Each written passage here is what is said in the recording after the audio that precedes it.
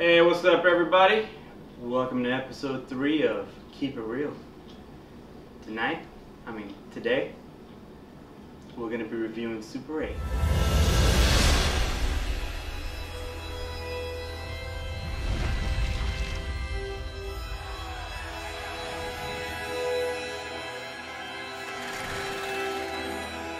We have to find this thing. I don't feel good about this.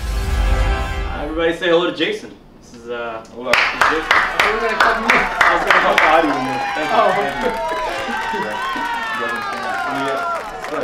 audio. We got ourselves a white man, so you know we're strong. We're stronger now. We're growing. Our powers are getting stronger. Like I said, Terrell wouldn't be here, but it doesn't mean that he's not with us in spirit. And also, he's behind the camera. And Han, unfortunately, was in an accident and broke his leg, so we couldn't replace him though. Couldn't replace him. Super 8, written and directed by J.J. Abrams, was based off the preview, left you kind of not really any solid plot what it was going to be about. You had a general idea that there was a train wreck and it was going to be about a group of kids, and they kind of see what's in the train wreck, and whatever was in the train wreck gets out and it's kind of wreaking havoc in town. But you really didn't get an understanding of what the plot was about, and that's kind of what made it intriguing to me before I went to go see it. I really wanted to see, you know, what this movie was going to be about. Yeah, I mean, I wanted to like the film. I really did. I'm a big J.J. Abrams fan. I think he does some good stuff outside of the camera flare stuff, which kind of is a little annoying to me. That's his trademark. It is a trademark. What it's cool. As a director, you're trying to get your name out there and trying to do your thing. Hooking up with Spielberg was cool, but just seemed to me like it was a little long. It drug itself out way too much to me. I pretty much agree. There was actually a part in the movie where I turned around to my girlfriend and told her I feel nothing. I don't feel sad for anybody. Nope.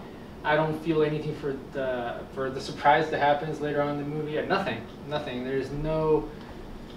Honestly, I feel like almost like there's no redeeming value. I almost feel like I would not go see this if it hadn't been for this thing. Yeah. I don't know. It's just Again, I also had a problem with the lens flare. I don't understand why in certain parts of the movie there was lens flares when it made no sense. I just don't. Like you said, there was definitely something missing in the story because I definitely did not care about any one of the characters. I should have really the main character. I should have felt something for him and his whole relationship with his father. But I felt nothing for that either. So I don't know. Maybe I'm dead inside, but I just think it's the movie itself. So. Yeah. Well, I mean, yeah, I mostly agree with both of you guys. I was telling Ricky that I was fairly intrigued throughout the film. Not to where I was at the edge of my seat. Oh my God, what's going to happen next?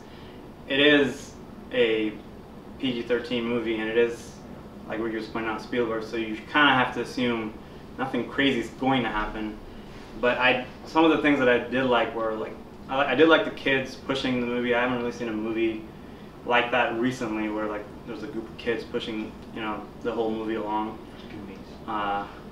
That's what I see. But I haven't seen Goonies. Yeah. But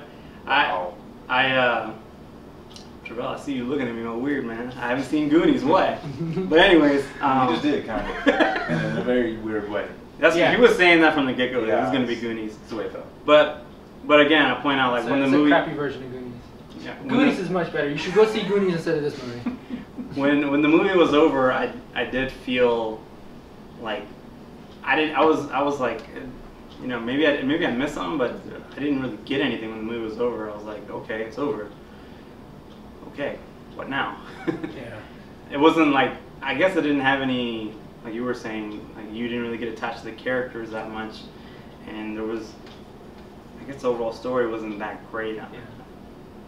I think one of the things is that since it's a Spielberg movie, nobody is really in danger, and I never felt like anybody was really in danger, and I never felt like rooting for anybody even though you're supposed to, just because you know there obviously is like the main characters and stuff. But nothing for any of them. I mean, I think the biggest point to take out of this is just don't go see it. Go see Goonies. Really, is the main thing you should get out of this. Yeah. I mean, I enjoy the old kind of, you know, horror that I thought they were going to bring into it, and you know, I have no idea why it was based in '79. That made no sense to me. That was. I mean, I understand as a director. Too, yeah, I want to bring you guys into a world. You know, I get that. But the reason why. But it didn't feel like 1979 to me, and I mean, of course, the pretty clothes, small camera the for clothes, and, yeah. So the reason. I mean, it was. I mean, I really wanted to like the film, and again, like you said, the characters, the kids, really they pulled it off. They did it well. But the sad thing to me is, the payoff in the end. You could kind of care less. Like, oh well, that's awesome. I'm glad that happened. Okay, let's go home. But it did feel kind of like a mashup. Maybe you guys, I don't know if you agree, kind of like a mashup of E.T. and Cloverfield. E.T. man, that's like straight. I was like E.T. If you didn't say anything else, I was gonna say E.T. and Cloverfield, except there was no magic. What? Oh man, I know. You liked it more than we did. I was so thin. You're just so fit. I'm not gonna comment on that because my mom watched it. You start. I mean, I pretty much said it all. I don't think. I think honestly, if you have the money, go rent Goonies. This is don't see this. Or E.T. E.T. Yeah. E.T. was as spooky. Yeah. I mean, if you're a kid watching E.T. or Goonies, it was as spooky and as crazy as anything you'd ever seen. You know, at that age. Yeah. And maybe for kids, this might be a better movie. I don't know. I mean, I'm not gonna say special effects and everything else was amazing, but it just the storyline dragged. And I mean, if I was a kid, I'd fall asleep immediately. Yeah. In the first 30-45 minutes. Yeah. No, I agree with that. I mean, maybe you have to be a kid to enjoy this because I definitely didn't enjoy it. Yeah. I gave it a 6 because I think when the movie was over, I was still somewhat satisfied, but there was still that big, okay, what?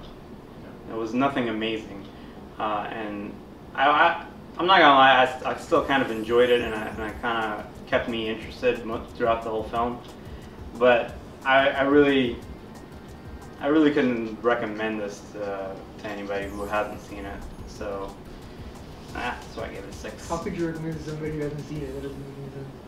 You would only recommend it to people who haven't seen it. So anyways, yeah, join us next week for the review on Green Lantern. Peace out and keep it real.